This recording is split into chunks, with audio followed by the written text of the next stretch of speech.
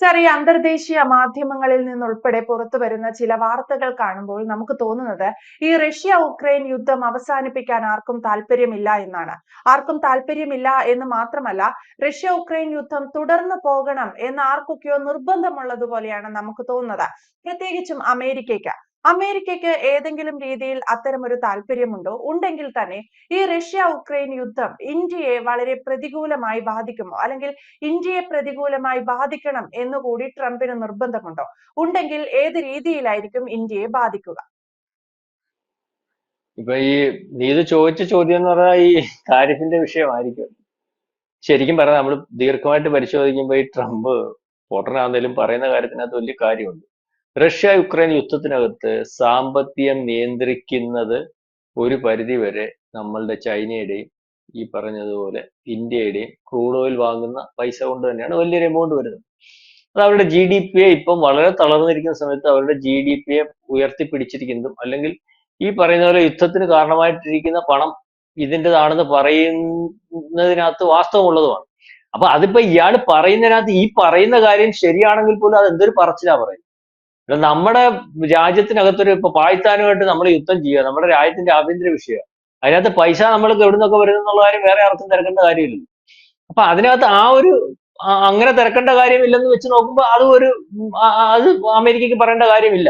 ഞാൻ പറഞ്ഞു വന്നത്, ഇതിനകത്ത് നമ്മളെ പ്രതിരോധത്തിലാക്കി അല്ലെങ്കിൽ ഈ താരിഫിന്റെ വിഷയത്തിലും മറ്റു പല വിഷയത്തിലും നമ്മളെ പ്രതിരോധത്തിലാക്കി നമ്മൾ അവിടെ നിന്ന് ഒരുപക്ഷെ ഈ പറയുന്ന ക്രൂഡ് ഓയിൽ വാങ്ങിക്കുന്നത് നിർത്തി, മാത്രവുമല്ല ആ വാങ്ങിക്കുന്ന നിർത്തിയിട്ട് അത് അമേരിക്കയിൽ നിന്ന് വാങ്ങിക്കണം എന്ന് നിർബന്ധം പിടിക്കുന്ന ഒരു ട്രംപിനെയാണ് നമ്മളിപ്പോ കാണുന്നത്. അപ്പൊ നമ്മൾ നോക്കുന്നത് എന്തോ, നമുക്കിപ്പോ ഇപ്പോഴത്തെ ഒരു രീതി അനുസരിച്ച്, നരേന്ദ്രമോദിയുടെ രീതി അനുസരിച്ച്, നമ്മുടെ രാജ്യത്തിന്റെ ഭരണാധികാരിയുടെ സ്വഭാവം അനുസരിച്ച് അദ്ദേഹം നോക്കുന്ന ഇന്ത്യക്ക് ഗുണമാകുന്ന രീതിയിൽ, രണ്ടാമത് ഇന്ത്യക്ക് ദീർഘമായിട്ട് ഇന്ത്യയെ സഹായിക്കുന്ന ആൾക്കാരെ സംരക്ഷിച്ചു പോകുന്ന ഒരു രീതിയും കൂടെ. അങ്ങനെ വരുമ്പോൾ ഈ റഷ്യയുടെ കയ്യിൽ നിന്ന് നമുക്ക് മേടിക്കാൻ പറ്റുന്നുണ്ട്. റഷ്യയുടെ കയ്യിൽ നിന്ന് മേടിക്കാൻ കാര്യം എന്ന് പറഞ്ഞാൽ ഇവരൊക്കെ തന്നെ ആയിരുന്നല്ലോ, നേരത്തെ പലവട്ടം നമ്മൾ ചർച്ച ചെയ്തിട്ടുള്ളതാണ്.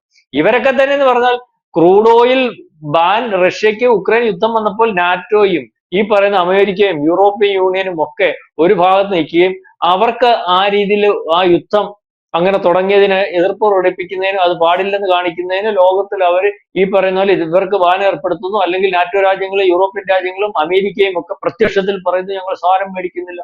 അതിന് പ്രധാനമായിട്ട് ഏത് സാധനമാണ്? ക്രൂഡ് ഓയിൽ മേടിക്കുന്നത്. ക്രൂഡ് ഓയിൽ ഉൽപാദന രംഗത്തെ ഏറ്റവും വലിയ രാജ്യം എന്നുള്ള രീതിയിൽ റഷ്യയാണ്. റഷ്യയുടെ വരുമാന മാർഗത്തിന്റെ ഏറ്റവും പ്രധാനപ്പെട്ട ഒരു മാർഗം ക്രൂഡ് ഓയിലും ഗ്യാസും ഒക്കെയാണ്. അപ്പോൾ അത് നിർത്തുന്നു.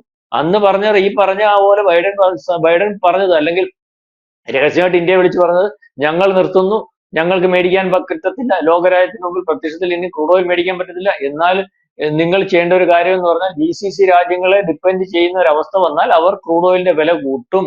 അപ്പോൾ ആ വില കൂടാതിരിക്കണമെങ്കിൽ നിങ്ങൾ അവിടുന്ന് ക്രൂഡ് ഓയിൽ പർച്ചേസ് ചെയ്യണം. അതുവരെ 0.4% ക്രൂഡ് ഓയിൽ പർച്ചേസ് ചെയ്തുകൊണ്ടിരുന്ന ഇന്ത്യ ആണല്ലോ ഈ പറയുന്ന പോലെ ഇപ്പം ഈ പറയുന്ന 40% 50% മേടിക്കുന്നത്. അവർ അവിടെ നിൽക്കട്ടെ. പക്ഷേ ഇപ്പം വരുന്നത് ഈ പറയുന്ന പോലെ യുദ്ധം വ്യാപിപ്പിക്കാൻ ശ്രമിക്കുന്നുള്ള ചോദ്യം. യുദ്ധം വ്യാപിപ്പിക്കാൻ വേണ്ടി റഷ്യ ശ്രമിക്കുന്നുണ്ട്. റഷ്യക്ക് പറ്റിയിരിക്കുന്ന തട്ട്, റഷ്യക്കും യുദ്ധം അവസാനിക്കുന്നുണ്ട്. നാളെ കാലത്തെ കൂടുതൽ ബാൻ ഏർപ്പെടുത്തുന്നു, അല്ലെങ്കിൽ റഷ്യ സഹായിക്കുന്ന രാജ്യങ്ങളെ ഭീഷണിപ്പെടുത്തുന്നു. അപ്പൊ ഇത് നിൽക്കണമെങ്കിൽ കൂടുതൽ രാജ്യങ്ങളെ കയറി അടിച്ച് ആ അടിയോടുകൂടി കോംപ്രമൈസ് ആണല്ലോ യുദ്ധം ജയിക്കുക എന്നുള്ളത്. അതിന് നാറ്റോയോ അല്ലെങ്കിൽ ഈ പറഞ്ഞ പോളണ്ടിനെയൊക്കെ, അല്ലെങ്കിൽ ഇവർക്ക് വട്ടം നിൽക്കുന്ന നാറ്റോ രാജ്യങ്ങളുണ്ട്, 9 രാജ്യങ്ങളുണ്ട്. അതിനകത്ത് പോളണ്ട് വരുന്നുണ്ട്.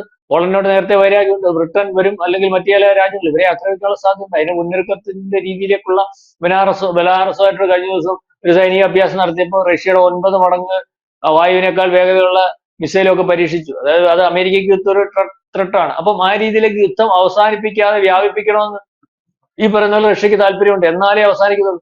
മാത്രവുമല്ല, റഷ്യ യുക്രൈൻ വാറിനകത്ത് ഈ യൂറോപ്യൻ രാജ്യങ്ങളും നാറ്റോ രാജ്യങ്ങളും അമേരിക്കയുടെ പറയുന്ന പോലെ നിൽക്കുന്നില്ല. അമേരിക്കയുടെ താല്പര്യങ്ങളൊക്കെ കഴിഞ്ഞു. അപ്പൊ ഇനി യുദ്ധം മുന്നോട്ട് പോയാൽ, അമേരിക്കയ്ക്ക് ഇപ്പൊ ഉക്രൈൻ പോയാലോ അല്ലെങ്കിൽ ആര് പോയാലോ കുഴപ്പമൊന്നുമില്ല. ഈ യുദ്ധം മുന്നോട്ട് പോയാൽ അമേരിക്കയ്ക്ക് തലവേദന. ഇനി ആയുധം കൊടുക്കേണ്ട അമേരിക്ക ഒന്നാമത് സാമ്പത്തിക പ്രശ്നത്തില്ല.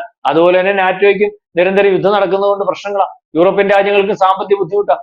അപ്പൊ ഇത് നിൽക്കണമെന്നുണ്ടെങ്കിൽ ഈ പറയുന്ന യുക്രൈൻ നിർത്താൻ താല്പര്യപ്പെടുന്നില്ല. അതിനകത്ത് ചില രാജ്യങ്ങൾ ഈ പറയുന്ന പോലെ യുദ്ധം നിർത്തിയാൽ അടുത്തത് അവരുടെ ഫേസിലേക്ക് വരുമോ? ഈ പോളണ്ട് അല്ലെങ്കിൽ ഈ ബ്രിട്ടൻ, ഫ്രാൻസും ഒക്കെ ഭയക്കുന്നുണ്ട്.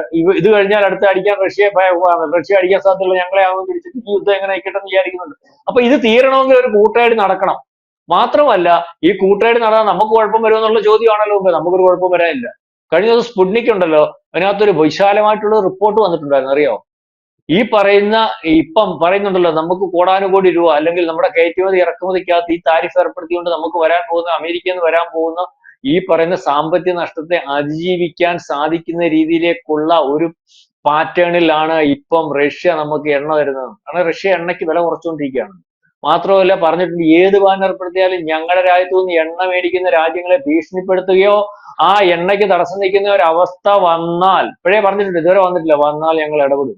റഷ്യ നേരത്തെ പറഞ്ഞിട്ടുണ്ട്, പുടിൻ നമ്മൾ നേരത്തെ ചർച്ച ചെയ്ത് 2-3 ആഴ്ച പറഞ്ഞിട്ട്. അപ്പം ഈ സ്പുട്നിക് എന്ന് പറയുന്ന ദേശീയ മാധ്യമത്തിൽ കഴിഞ്ഞ ദിവസം ദീർഘമായിട്ട് എന്തുകൊണ്ട് താരിഫ് വരുമ്പോൾ റഷ്യയിൽ നിന്ന് എണ്ണ മേടിക്കുമ്പോൾ ഇന്ത്യയെ ഭീഷണിപ്പെടുത്തി, ഇന്ത്യയെ അപകടപ്പെടുത്താൻ അല്ലെങ്കിൽ സാമ്പത്തികമായിട്ട് അപകടപ്പെടുത്താൻ ഇന്ത്യയെ പിടിച്ചു കെട്ടാൻ ശ്രമിക്കുമ്പോൾ അതിനെ മറികടക്കുന്നതും ഒരുപക്ഷെ അതിനെക്കാട്ടിൽ വലിപ്പത്തിൽ ഇന്ത്യക്ക് സമ്പത്ത് ഉണ്ടാകുന്നതുമായിട്ടുള്ള ഒരു രീതിയിലേക്ക് ഈ പറയുന്ന വില കുറച്ച് ക്രൂഡ് ഓയിൽ കൊടുക്കുന്നു, വീണ്ടും വില കുറച്ച് കൊടുക്കാൻ റഷ്യ തയ്യാറാകുന്ന ഒരവസ്ഥയിലേക്ക് കാര്യങ്ങൾ പോകുന്നു എന്ന് പറഞ്ഞൊരു വിശാലമായിട്ടുള്ള ഒരു ഇത് വരുന്നുണ്ട്.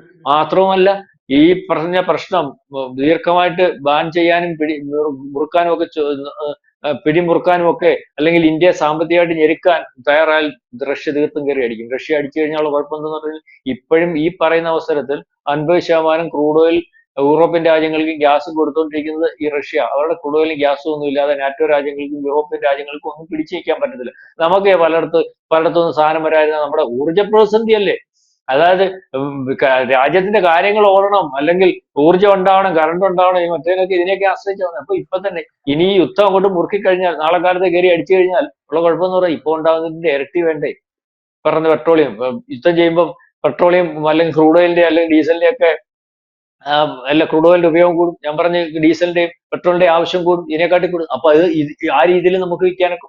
അപ്പൊ ആ രീതിയിലുള്ള ഒരു പാറ്റേൺ യുദ്ധം ഉണ്ടായാലും താൽക്കാലികമായിട്ട് വേറെ വ്യാപകമായിട്ടങ്ങ് 3-4 ലോകമഹായുദ്ധമൊക്കെ ഉണ്ടാവുകയാണെങ്കിൽ മൊത്തത്തിലുള്ള രാജ്യങ്ങൾക്ക് പ്രതിസന്ധി ഉണ്ടാകുന്നത് പോലെ നമുക്ക് പ്രതിസന്ധി ഉണ്ടാകത്തുള്ളൂ. അല്ലെങ്കിൽ ഈ പറയുന്ന യുദ്ധം വന്നാൽ, ഇപ്പം നമുക്ക് കിട്ടിയേക്കണം, യുദ്ധം വന്നതുകൊണ്ടാണല്ലോ നമുക്ക് ഈ ക്രൂഡ് ഓയിൽ ഇപ്പം പറയുന്ന പോലെ കിട്ടുന്നത്, വില കുറച്ച് കിട്ടുന്നത്, നമുക്ക് മേടിക്കാൻ സാധിച്ചത്. നമ്മൾക്ക് റഷ്യയിൽ നിന്ന് നമ്മുടെ നാണയത്തിൽ ക്രയവിക്രയം ചെയ്യാൻ സാധിക്കുന്നത്, അല്ലെങ്കിൽ ഇപ്പോഴും റഷ്യക്ക് കുറഞ്ഞ വിലയിൽ നമുക്ക് ഇന്ധനം തരാൻ സാധിക്കുന്നത്. അപ്പൊ ആ രീതിയിലേക്ക് നമ്മളെ ഇന്ധനം മേടിക്കാൻ പറഞ്ഞ രാജ്യം തന്നെ ഇപ്പൊ മേടിക്കണ്ട എന്ന് പറയുമ്പോൾ, മേടിക്കുന്നതിനകത്ത് മേടിച്ചാൽ നമ്മൾക്കുണ്ടാക്കുന്ന ബാനും താരിഫും ഒക്കെ അതിജീവിക്കത്തക്ക രീതിയിലേക്കുള്ള ഒരു പർച്ചേസ് ഒരുപക്ഷെ റഷ്യ നടത്തുന്നു എന്നാണ് സ്പുട്നിക് ഉൾപ്പെടെയുള്ള മാധ്യമങ്ങൾ പറയുന്നത്. അതായത് ഇതിനകത്ത് നമ്മൾക്ക് ഇതുവരെ ഒരു കുഴപ്പമുണ്ട്, നാളെ കാലത്ത് യുദ്ധം ഉണ്ടായാൽ അത് വ്യാപിക്കാത്ത രീതിയിൽ വന്നാൽ ഇന്ത്യ ഒരു രീതിയിലും വ്യാപിക്കത്തില്ല. ഈ പറഞ്ഞ യുക്രൈൻ പോലും 15% എണ്ണ കൊടുത്തോണ്ടിരിക്കുന്നത് നമ്മളാണ്. എവിടുന്ന റഷ്യയുടെ എണ്ണ മേടിച്ചിട്ട് ഇവിടെ ഈ എങ്ങനെയാന്ന് വെച്ചാൽ അവിടുന്ന് ക്രൂഡ് ഓയിൽ ഇവിടെ മേടിക്കാൻ പറ്റുന്നത്. ലോകത്തിലെ ഏറ്റവും കൂടുതൽ എണ്ണ കയറ്റുമതി ചെയ്യുന്ന സൗദി അറേബ്യക്ക് അപ്പുറമുള്ള രാജ്യമായിട്ട് ഇന്ത്യ മാറുക. അറിയോ? ആരെയും വിശ്വസിക്കും? ഇന്ത്യയിൽ ഇവിടെ എണ്ണ ഉൽപ്പാദനം എത്ര ഉണ്ട്?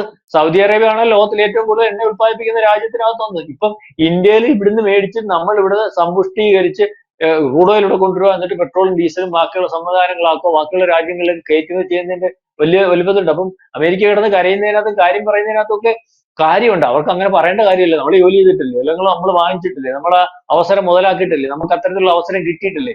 അത് രാജ്യത്തിനകത്ത് പണം ഉണ്ടാക്കുന്നതിന് അയാൾ ഇങ്ങനെ പണം ഉണ്ടാക്കുന്നു, ഇയാൾ ഇങ്ങനെ പണം ഉണ്ടാക്കുന്നു എന്ന് പറഞ്ഞിട്ട് വല്ല കാര്യമുണ്ട്? അപ്പൊ ആ രീതിയിലെ കാര്യങ്ങൾ പോകുന്നു. പറഞ്ഞു വന്നത്, ഈ താരിഫ് യുദ്ധത്തെ, അല്ലെങ്കിൽ ഈ അമേരിക്ക ഉണ്ടാക്കുന്ന ബാനിനെ, അല്ലെങ്കിൽ യൂറോപ്യൻ രാജ്യങ്ങൾക്ക് ഇന്ത്യക്ക് വേണ്ടി ഏർപ്പെടുത്തണമെന്ന് പറയുന്ന ബാൻ, അല്ലെങ്കിൽ G7 രാജ്യങ്ങൾക്ക് ഏർപ്പെടുത്തണമെന്ന് പറയുന്ന ബാൻ, നാറ്റോ രാജ്യങ്ങൾക്കകത്ത് ഏർപ്പെടുത്തണമെന്ന് പറയുന്ന ബാൻ, ഇതിനെയൊക്കെ അതിജീവിക്കത്തക്ക രീതിയിലേക്ക് ഉള്ള ക്രൂഡ് ഓയിൽ സപ്ലൈ, അല്ലെങ്കിൽ വില കുറച്ച് തരുന്ന ഒരു സംവിധാനവും, അല്ലെങ്കിൽ അത്തരത്തിലുള്ള പോരായ്മയെ അതിജീവിക്കത്തക്ക രീതിയിലേക്കുള്ള ഒരു സംവിധാനവുമാണ് ഇപ്പൊ റഷ്യ കൈകാര്യം ചെയ്തുകൊണ്ടിരിക്കുന്നത് എന്ന രീതിയിലേക്കുള്ള വർത്തമാനം, അതായത് സ്പഷ്ടമായിട്ട് ദേശീയ മാധ്യമമായിട്ട് സ്പുട്നിക് പറഞ്ഞിട്ടുണ്ട്. അതായത് ഇതുകൊണ്ട് ഇന്ത്യയെ തകർക്കാൻ പറ്റത്തില്ല, തകർക്കുന്ന രീതിയിലേക്കുള്ള ഒരു കാര്യവുമില്ല എന്നാണ് ഇത് നമുക്ക് മനസ്സിലാവുന്നത്. യെസ്, എന്തായാലും ഇന്ത്യ ഈ രീതിയിൽ തകർക്കാൻ സാധിക്കില്ല. ഒപ്പം റഷ്യ ഉക്രൈൻ യുദ്ധം ഇങ്ങനെ ആളിക്കത്തിക്കുന്ന അമേരിക്കയുടെ പരിപാടി ഇന്ത്യക്കെതിരായി അല്ലെങ്കിൽ ചൈനയ്ക്കെതിരായി ഒരു നീക്കം നടത്താം എന്നുള്ളതിനെ തുടർന്നാണെങ്കിൽ ട്രംപ് അതിൽ വിജയിക്കില്ല എന്നത് കൂടി ഒരു വസ്തുതയാണ്. വ്യക്തമാണ്. Thank you Prashant sir.